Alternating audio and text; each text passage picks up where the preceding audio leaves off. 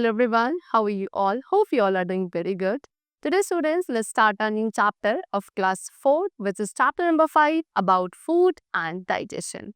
So in this chapter we are going to discuss about the different types of food and the nutrients which we derive from the food material. And also we are going to discuss about the whole digestion process which takes place in our body. So let's start the chapter. See students, all living things need food. Food provides us energy to perform all the activities. It helps us to grow and stay fit and healthy. The food we eat contains substances that keep our body healthy and these substances are called nutrients. So students सभी living beings को food की requirement है because food एक living being को energy provide करता है to perform all the activities on a daily basis. इसके अलावा हमारी बॉडी ग्रो करती है, हेल्दी रहती है, फिट रहती है because of the food only. Right, हमें डिजीजेस से प्रोटेक्ट किया जाता है बिकॉज ऑफ फूड ओनली. अब फूड प्रोडक्ट्स के अंदर स्टूडेंट्स कुछ सब्सटेंसेस होते हैं जो कि हमारी बॉडी को हेल्दी रखते हैं एंड उन्हीं सब्सटेंसेस को कहा जाता है nutrients. Okay, so now we are going to discuss about nutrients. The nutrients that our body needs. अब वो सारे nutrients जो हमारी बॉडी को रिक्वायर्ड होते हैं they are carbohydrates, protein, fat, vitamins and minerals. And most of the food contain their nutrients in different amount. ज़्यादातर सभी फूड आइटम्स के अंदर जो उनके न्यूट्रिएंट्स प्रेजेंट हैं वो डिफरेंट अमाउंट पर प्रेजेंट होते हैं. First of all we have to discuss about carbohydrates. So carbohydrates are the foods which give us energy. Okay, वो सारे न्यूट्रिएंट्स जो हमें एनर्जी प्रोवाइड करते हैं उन न्यूट्रिएंट्स को कार्बोहाइड्रेट्स कहा जाता है.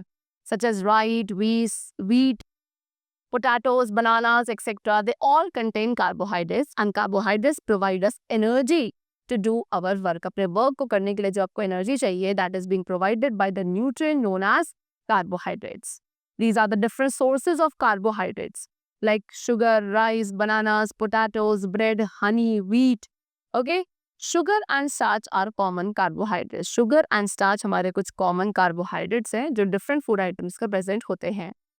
Next we have fats. Fats are also energy giving food. Fats भी energy giving food होते हैं. In fact, they are the richest source of energy in our diet. हमारी diet में सबसे richest source of energy are fats only. Fats हमें ज़्यादा heat and energy provide करते हैं as compared to carbohydrates. And also they help us to keep us warm. And इसके अलावा हमारी body को warm रखने में भी fats are helpful. Butter, ghee, cooking oil, nuts, etc. These all are rich in fat. Excess fat is harmful, but excess of fat students हमारी body के लिए harmful होता है because ये हमें fatty बनाता है and it also leads to many different types of diseases in our body. So we should intake the fat in a very reasonable amount. Next we are going to talk about proteins. Proteins क्या है? Proteins are the body building food. Okay, ये food क्या करते हैं? They make us grow tall and strong. Proteins हमारी body को tall and strong grow करने में helpful होते हैं. Milk, milk products, pulses, peas, beans, nut, soybean, meat, fish, eggs, etc. ये सभी rich sources हैं of proteins. Babies and young children needs more protein. इन्हें प्रोटीन की रिक्वायरमेंट ज़्यादा होती है as compare to adult because इनकी बॉडी ग्रोइंग स्टेज पे होती है and for the growth of the body we need proteins. Next we have vitamins. Vitamins help in building up our muscles, organs and glands. Vitamins का काम है हमारी body के muscles, organs and glands को build up करना and also it help us in many ways such as food rich in vitamin give us protection from eye diseases. वो सारे food items जो वाइटामिन रिच होते हैं वो हमें प्रोटेक्शन प्रोवाइड करते हैं from eye diseases, skin diseases, body एक etcetera. And therefore vitamin is also known as protective food. Okay, now we get vitamin. हमें विटामिन मिलता है by eating leafy vegetables, fruit, cereal, chicken, eggs etcetera. That means what? These are the sources of vitamins in our diet. Milk एक superior food माना जाता है as compare to other food. ये best and complete food होता है in itself. Next we have minerals. Minerals are substances that help our body to function normally. वो सारे substances जो हमारी body को normally function करने में help करते हैं उन्हें minerals कहा जाता है. Minerals हमारी bone, teeth, new blood cells इनकी growth and development के लिए necessary होते हैं. और हमें minerals की fulfillment जो होती है वो fresh vegetables, milk, cereals etc. से fulfill होती है. Now, other than these nutrients, our body also require roughage and water. Some amount of roughage and water are also needed by our body among after all these nutrients. So what is roughage? Roughage are the food items from plants that contain fibers. वो सारे food items जो हमें plant से मिलते हैं और उनके अंदर fiber होता है, उस fiber content food को कहा जाता है roughage. And most of the fruits, vegetables, seeds, these have fibers. It is important part of our diet. Roughage भी हमारी डाइट का एक important part है because ये हमारी बॉडी से वेस्ट मटेरियल को रिमूव करने में हेल्पफुल होते हैं. Next, we are going to talk about water.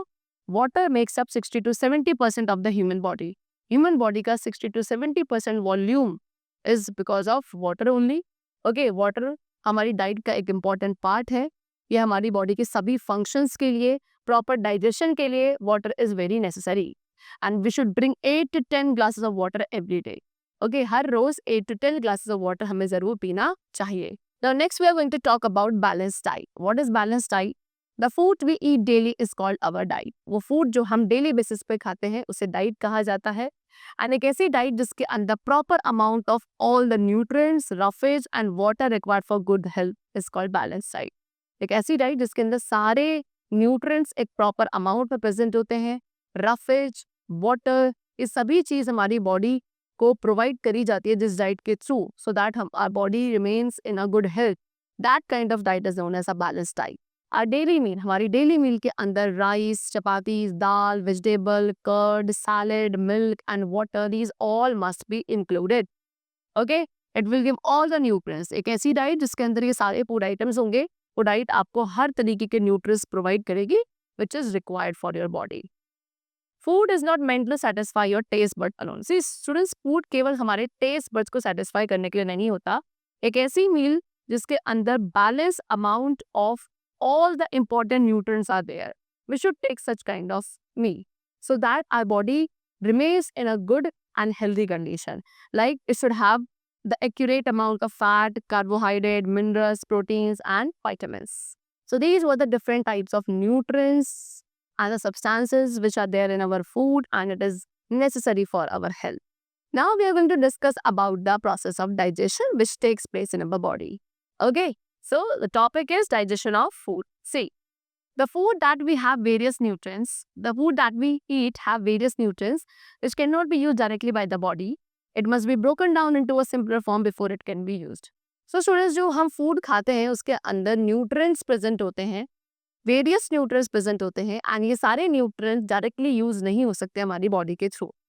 Okay, इसीलिए इनको एक simpler form में break करना ज़रूरी होता है before it can be used. Okay हमारी बॉडी इसे यूज़ करे, इसको यूज़ करने से पहले हमारी बॉडी क्या करती है, सभी फूड आइटम्स को जिसके अंदर वेरियस टाइप्स ऑफ न्यूट्रिएंट्स हैं उसको एक बहुत सिंपलर एंड फाइनल फॉर्म में कन्वर्ट करती है. So the process of breaking down food into simpler form is called digestion.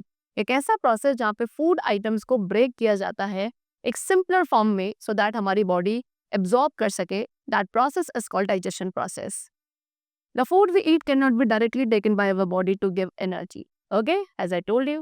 So the pieces are for too big to pass into the tiny cells of our body.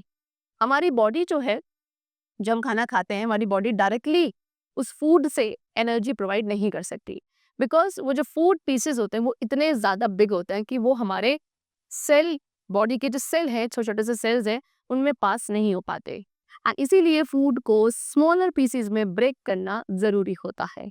Okay so as soon as the food enters the mouth, जैसे ही food हमारी mouth में enter करता है the teeth जो हमारे teeth है वो उस फूड को च्यू करते हैं एंड जब हम फूड को च्यू करते हैं फूड सलाइवा के साथ मिक्स हो जाता है जिससे हमारा फूड सॉफ्ट एंड मॉइस्ट बनता है. After that the food has been chew, जब फूड को प्रॉपरली च्यू कर लिया जाता है उसके बाद वी swallow it, हम उसे अंदर की तरफ swallow करते हैं एंड फूड फिर किसके थ्रू, फूड पाइप के थ्रू हमारे स्टमक में जाता है.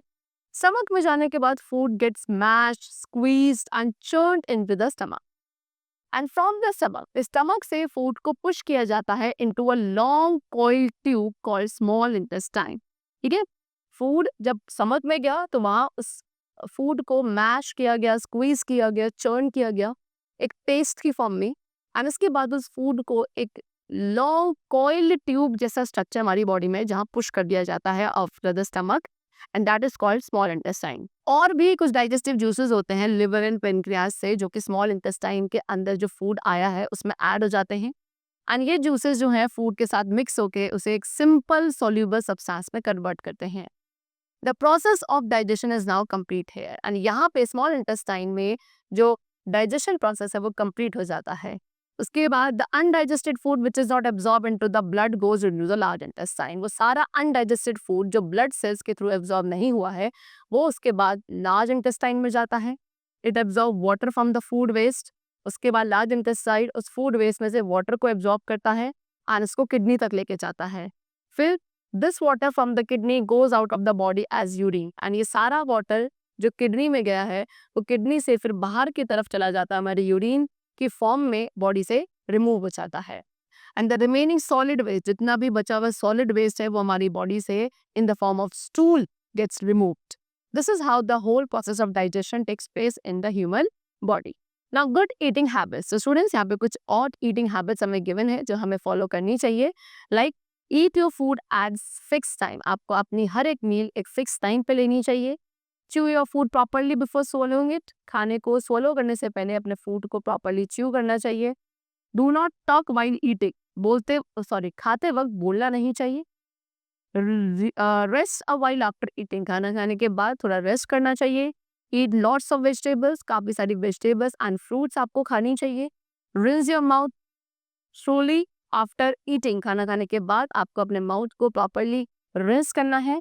And eat enough but not too much, पेट भर के खाना चाहिए लेकिन बहुत ज़्यादा नहीं खाना चाहिए, ओवर ईटिंग नहीं करनी चाहिए। Okay, so the chapter is completed over here.